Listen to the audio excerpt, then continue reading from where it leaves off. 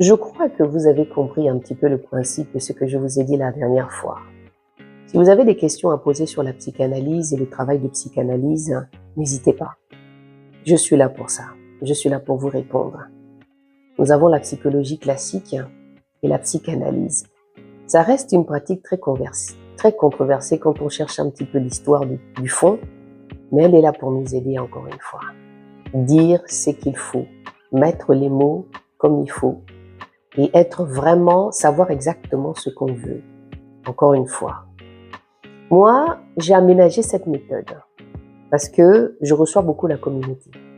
Et comme on n'a pas souvent l'habitude de parler de faire des thérapies par rapport à ce qu'on a, parce qu'on pense toujours qu'on est un peu plus fort que les autres, mais il y a des dégâts, il y a des conséquences de certaines situations qui nous amènent à ce que nous devons consulter.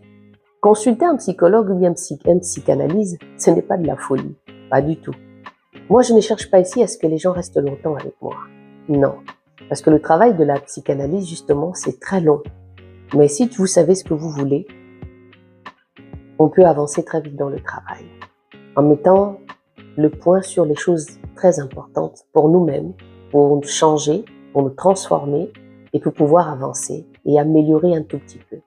Je ne vous dis pas ici, je vous donne pas ici, je ne vais pas régler tous vos problèmes, pas du tout.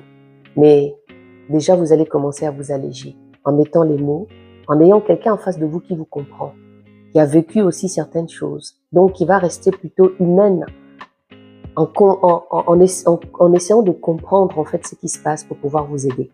Mais le travail, c'est d'abord vous qui le faites en premier. C'est pas moi. C'est d'abord vous. Donc, c'est très important aussi de prendre conscience de ça.